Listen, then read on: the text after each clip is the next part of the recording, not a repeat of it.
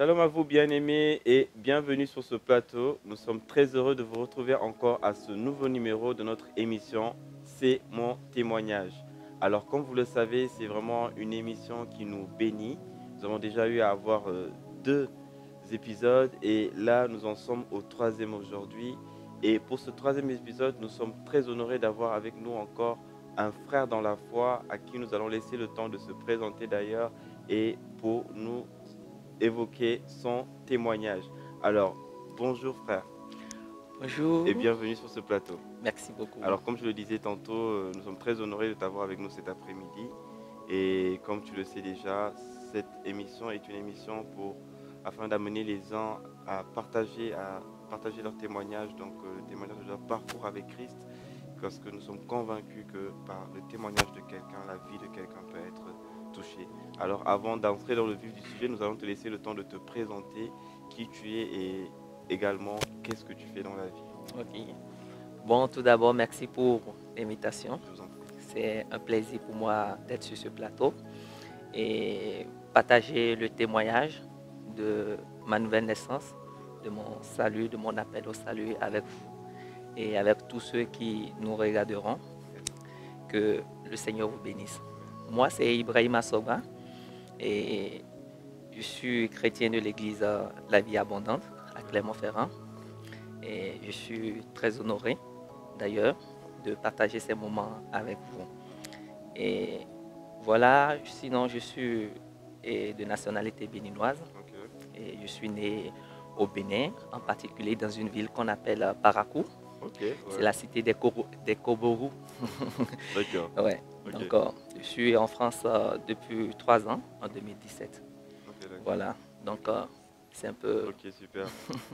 Donc le frère nous vient du Bénin et donc nous faisons un petit coucou à tous nos téléspectateurs qui nous suivent depuis le Bénin. Alors, comme tu as pu le dire dans ta présentation, nous sommes ici afin de partager le témoignage de notre nouvelle naissance.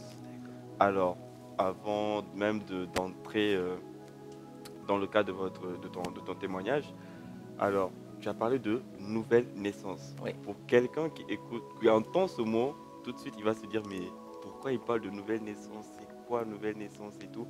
Donc, avant même de nous dire à quel moment cela s'est fait dans ta vie, pour toi, c'est quoi la nouvelle naissance? Ça, c'est une très bonne question parce que c'est une question auquel on n'arrive forcément pas à donner une réponse juste Ok. parce que nous tous, on a peut-être une idée ou on se fait en fait beaucoup de conceptions de la nouvelle naissance. Et quelle définition moi je pourrais donner à la nouvelle naissance? Je pourrais juste dire la nouvelle naissance, c'est le fait qu'on ait conscience de Dieu. Ok. Parce que c'est pas comme, je prends l'exemple même d'un enfant que la mère porte dans son ventre.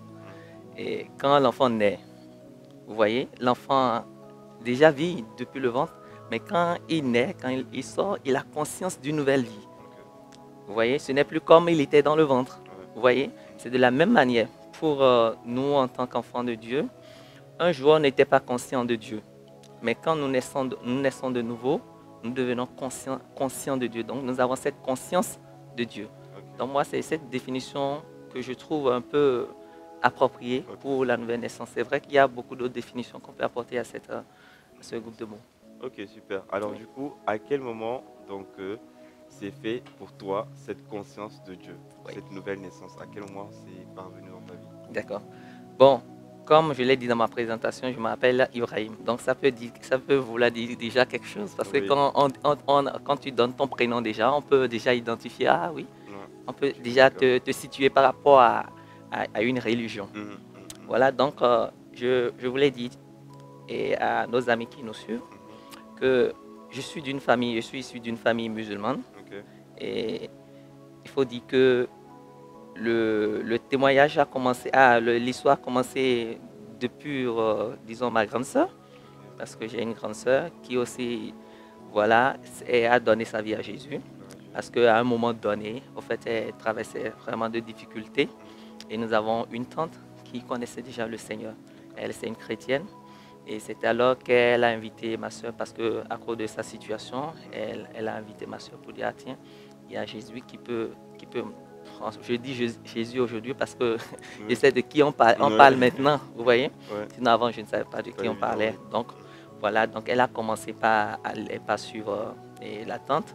Et c'est comme cela, elle a donné sa vie au fait à Jésus. Pour faire court, elle a donné sa vie à Jésus.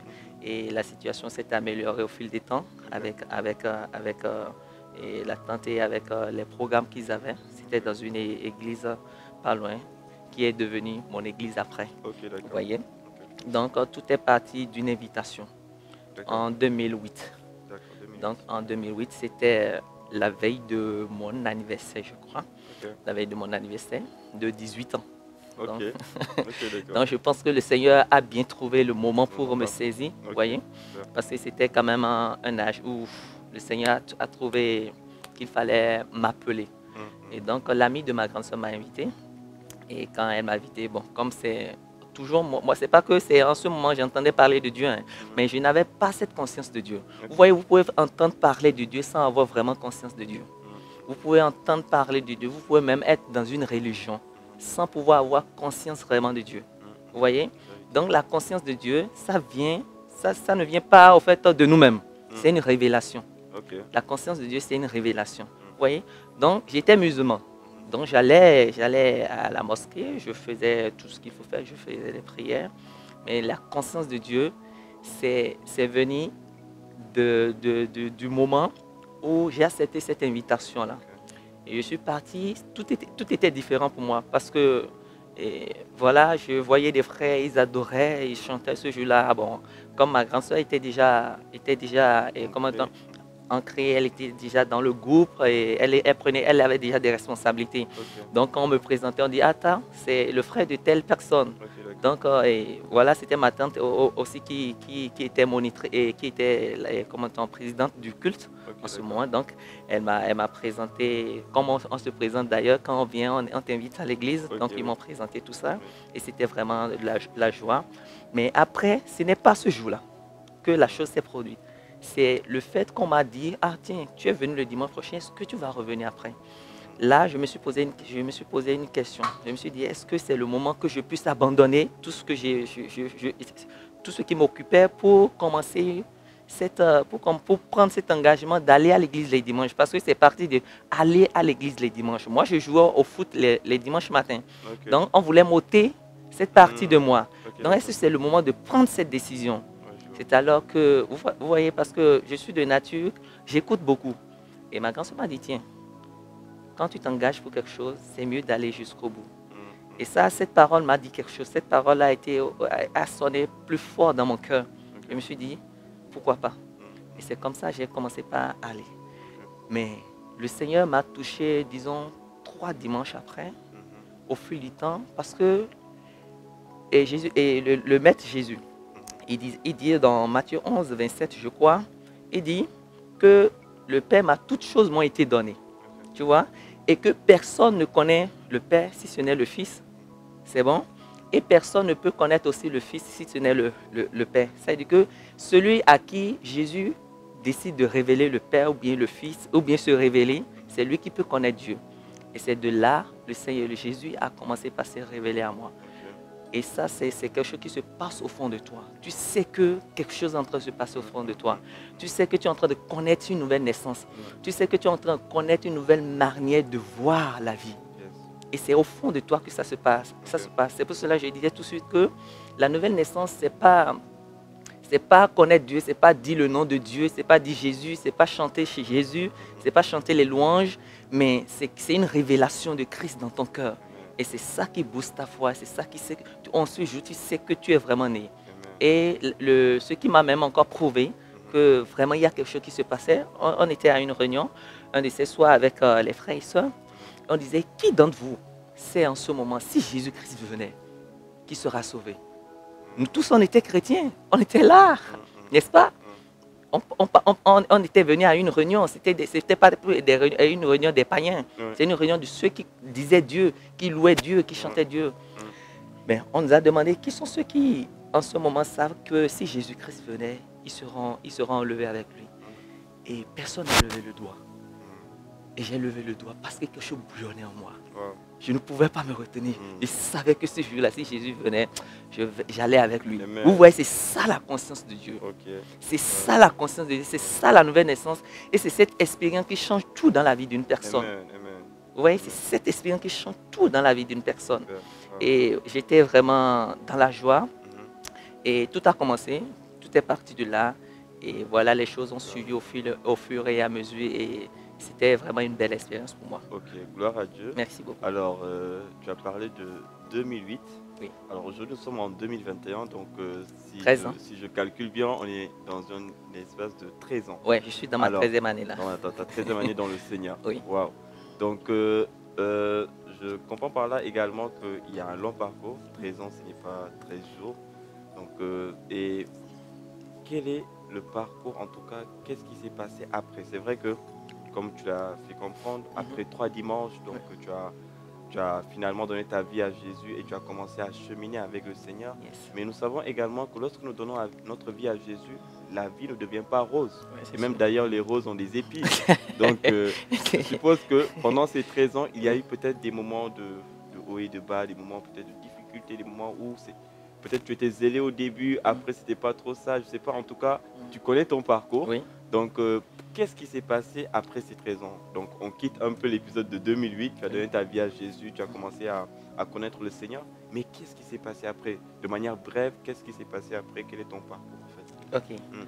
Bon, je ne sais pas si je vais dire de haut et de bas en ce qui me concerne. Parce que vous savez, quand tu découvres Dieu, il y a une manière, quand tu découvres Dieu, tu ne peux pas lâcher. Ok, Donc moi, je parlerai plutôt de lumière. d'accord. C'est-à-dire de plus en plus, je découvrais le Seigneur. Ok, Donc pour moi, je ne dirais pas j'ai eu de bas, j'ai eu de haut, mais de plus en plus, je connaissais le Seigneur. ok. Donc pour moi, comment a été mon parcours? Et il faut dire, qu'est-ce que le Seigneur, peut-être je vais dire, qu'est-ce que le Seigneur a transformé dans ma vie? Ok, ouais. Ce que le Seigneur a transformé dans ma vie en premier, c'est mon amour, parce que quand moi j'étais dans le monde, disons, j'étais beaucoup attaché à la pornographie. Ok, J'étais attaché, surtout ça, j'étais attaché à la pornographie. C'est ça qui était ce qui me dérangeait. Parce que pour quelqu'un qui était dans le monde, pour lui, ce n'est vraiment pas un problème, quoi. Vous voyez? Et je sais que pour beaucoup de jeunes en ce moment, ce n'est vraiment pas un problème. Parce qu'on se dit, ben, c'est une relation, c'est genre, en fait, c'est un plaisir et ça ne dit rien. Et c'est comme ça ne me disait rien. Mais avec Jésus, j'ai su que c'était vraiment un problème. Vous voyez?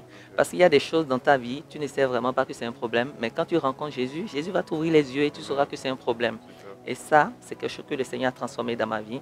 C'était une lutte, c'était difficile, mais franchement, le Maître a dit, si le Fils vous a franchi, vous serez vraiment libre. yes. Donc il faut rencontrer Jésus pour te libérer des choses qui sont dans ta vie et qui peut-être font obstacle. Peut-être pour toi c'est naturel, mais en réalité ce sont des obstacles à ta vie. Donc voilà un peu ce que le Seigneur a transformé dans ma vie.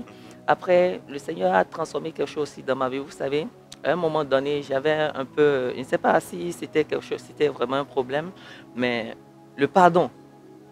Un jour, il y avait quelqu'un aussi qui m'a vraiment offensé, qui m'a très offensé parce que c'était un ami proche. Il m'a offensé. Moi, je me disais, tiens, je vais me venger de lui. Il faut que je lui rembourse. C'est-à-dire, je lui rends le coup parce que c'était vraiment difficile. Vous savez, quand des personnes vous offensent, tout ce que vous avez dans la tête, c'est de leur retourner la monnaie, en fait. C'est de leur vraiment rendre le coup, en fait. Et j'étais prêt à lui rendre le coup, franchement. Mais je sentais au fond de moi qu'il fallait pardonner. Quelque chose me disait au fond de moi, pardonne-le. Pardonne-le. Je dis non, je ne pardonne pas. Et ça même, c'est bien avant que je ne connaisse le Seigneur. Mais ça, c'est parce que le Seigneur était en train de me toucher déjà. Parce qu'avant que je le connaisse même, je lisais les Nouveaux Testaments là. Vous voyez, les Nouveaux Testaments de Gédéon là. Je lisais un peu ces trucs-là. Mais je savais que le Seigneur voulait que je pardonne à cet ami-là. Et finalement, j'ai cédé à cette voie-là. Et je l'ai pardonné. Vous savez, depuis ce jour-là, je ne sais plus garder quelqu'un dans mon cœur. Parce que vous savez, il y a une parole qui te transforme. C'est la parole de Dieu. Quand tu découvres le Seigneur et le Seigneur t'apprend à marcher, cette marche-là, elle sera tout le temps affamée. Tu comprends? Elle sera affamée. Et qu'est-ce qui a suivi? Il y a beaucoup de choses qui ont suivi. C'est pour cela que je dis qu'il n'y a pas forcément de haut et de Heureux de bas. voir, oui. C'est plutôt le fait d'être plongé davantage dans la lumière. Est-ce que vous voyez un peu la lumière qui nous entoure? Vous allez voir que si on essaie d'éteindre une à une, elle deviendra, le seul lieu deviendra de plus en plus sombre. Mais quand on va encore commencer par allumer, voilà, ça va devenir de plus en plus grand. Et c'est ce que Jésus-Christ nous dit. Il nous aimante de plus. Donc, par sa lumière, par sa vérité. Donc, il n'a pas cessé de m'émonder. Et aujourd'hui encore, je ne cesse de grandir dans sa présence. Parce qu'en méditant la parole, vous découvrez plus et vous vous fortifiez plus dans la foi. Parce que c'est une marche de foi. Et c'est une marche de connaissance de Dieu pour que notre foi soit de plus en plus affermie. Sinon, moi, le jour où j'ai décidé de suivre le Seigneur, je n'ai jamais pensé qu'un jour je vais l'abandonner. Ni à cause d'un problème, ni à cause d'une difficulté. Voilà un peu mon témoignage. Wow. Très, très, très intéressant. Oui, vraiment. merci Nous beaucoup. sommes très bénis par tout ce parcours. Je pense que vraiment, ce témoignage est en train de toucher une vie, en train de toucher une âme. Et c'est vraiment très important également, comme tu l'as dit, il y a cette phrase qui me plaît quand tu as dit que lorsque j'ai accepté le Seigneur, je n'ai jamais pensé à vouloir abandonner le Seigneur. Donc tu t'es déjà fait cette violence-là, quels qu'en soient les vents et marées, quelles qu'en soient les tempêtes, comme l'apôtre Paul nous dit, rien ne nous séparera de l'amour de Dieu. Et vraiment, c'est très édifiant d'avoir reçu ce témoignage. Alors, nous arrivons à la fin de notre émission, mais avant de nous séparer, quel est le petit mot ou une petite exhortation que tu peux donner à cette personne qui te suit? Parce que c'est vrai que Dieu t'a fait grâce de t'être affermi davantage, mais pour certains, ce n'est pas si facile que ça. Tu as parlé de la pornographie, par exemple. Aujourd'hui, gloire à Dieu, le Seigneur t'a libéré de cela, mais il y a peut-être quelqu'un qui lutte avec ça actuellement. Quel est vraiment ce message que tu peux donner à quelqu'un, ce message d'encouragement pour booster la foi de quelqu'un, ou même cette personne qui hésite encore à faire cette nouvelle naissance, à faire ce pas avec le Seigneur? Bon, je dirais mon message à deux cibles. Et premièrement, à ceux qui ne connaissent pas le Seigneur et qui nous écoutent, ou bien ceux qui ont déjà entendu parler de Jésus, mais qui, juste là, n'ont pas vraiment fait un pas pour accepter cette voie-là. Je voulais dire que Jésus, c'est la solution à notre vraie liberté. Jésus, c'est celui qui va apporter la vie dont nous avons besoin. Et Jésus, c'est celui qui va nous ouvrir les yeux pour que nous puissions connaître l'essentiel dans ce monde. Et accepte Jésus. Et tu verras par rapport à ton statut, par rapport à ta situation, ce qu'il pourra apporter dans ta vie. Il apportera une vraie lumière. Et ce qui est tes difficultés, il t'apprendra à surmonter ces difficultés-là. Amen. Maintenant, pour ceux qui connaissent déjà Jésus et qui traversent peut-être des moments de faiblesse, des moments, je dirais que la responsabilité nous a été déjà donnée quand nous acceptons Jésus. Jésus a déjà tout fait. Moi, vous savez, ce qui est encore en train de me demander ou bien de me donner la force, c'est de découvrir ce que je suis. Vous voyez? Quand nous découvrons ce que nous sommes en Jésus et que nous continuons par regarder à cela, nous commençons par prendre forme. C'est là que nous prenons forme dans ce que nous sommes et tout change. Vous voyez? Donc si tu constates que tu es en train de traverser encore des moments de faiblesse, sache que Jésus a déjà payé le prix pour toi. Il a fait de toi vraiment une nouvelle créature. Est-ce que tu peux continuer par regarder à cette nouvelle créature? Ne regarde pas à ton péché. Ne regarde pas à tes faiblesses. Regarde à ce que Jésus fait. Et tu vas voir que ces faiblesses-là vont commencer par te quitter. Et c'est ça la réalité.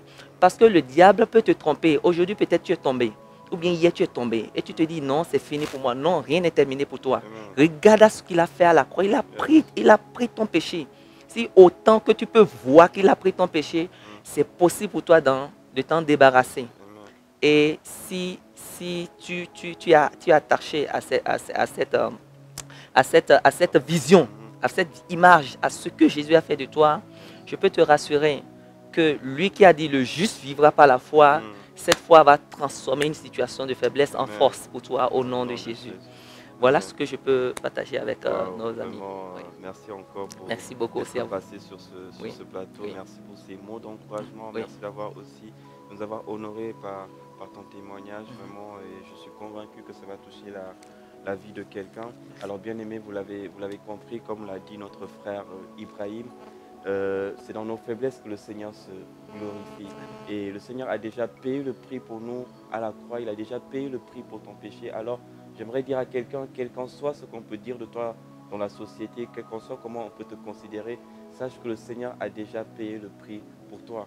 Il n'y a pas à te condamner, c'est le diable qui te condamne. Mais le Seigneur dit dans sa parole que si quelqu'un reconnaît ses fautes, il est fidèle et juste pour le lui pardonner. Alors bien-aimé, toi qui déjà connais le Seigneur et peut-être à cause d'une faiblesse, à cause d'une situation difficile, tu te dis non, je dois abandonner, non, le Seigneur ne m'aime plus ou que je suis trop sale pour revenir à Christ.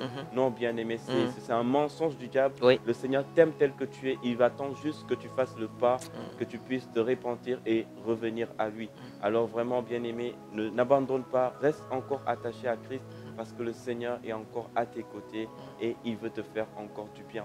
Alors pour toi, bien-aimé, qui ne connaît pas encore le Seigneur, qui te pose peut-être des questions, qui hésite encore à faire le pas, j'aimerais te dire que le Seigneur Jésus est à la porte de ton cœur. Il frappe et il dit, si tu m'ouvres la porte, j'entrerai et je souperai avec toi. Alors bien-aimé, le Seigneur attend juste que tu lui ouvres la porte de ton cœur. Il va y entrer et il va te transformer, il va changer ta vie parce que tu ne peux pas rencontrer Christ et rester la même personne. Il dit, toutes choses anciennes sont passées, voici que toutes choses deviennent nouvelles. Alors j'aimerais faire juste cette dernière prière avec vous, pour particulièrement ceux qui n'ont pas encore eu à accepter le Seigneur, pour ceux qui veulent faire le pas, ceux qui veulent donner leur vie à Jésus aujourd'hui. Je vais juste faire cette prière avec vous. Père Saint, je bénis ton Saint-Nom et je te rends grâce. Merci pour ce moment que tu as permis, Père. Merci pour ce témoignage qui a été donné. Seigneur, je prie maintenant que dans le nom de Jésus, Au nom de que Jésus. ce témoignage puisse toucher la vie de quelqu'un. Amen. Puisse toucher, Seigneur Père éternel, transformer la vie de quelqu'un. La Bible dit Amen. que nous l'avons vaincu par le sang de l'agneau, mais également par la parole de notre témoignage. Père, je prie pour cette personne maintenant qui ne t'a pas encore accepté. Est-ce que tu peux juste répéter ces mots avec moi?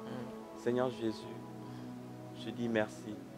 Merci car tu m'as édifié, merci car tu m'as parlé au travers de ce témoignage. Et aujourd'hui, je t'ouvre mon cœur afin que tu y entres, afin que tu sois maître de ma vie. Amen. Aujourd'hui, je te demande pardon pour tout ce que j'ai pu faire dans ma vie. Je te demande pardon pour tous mes péchés.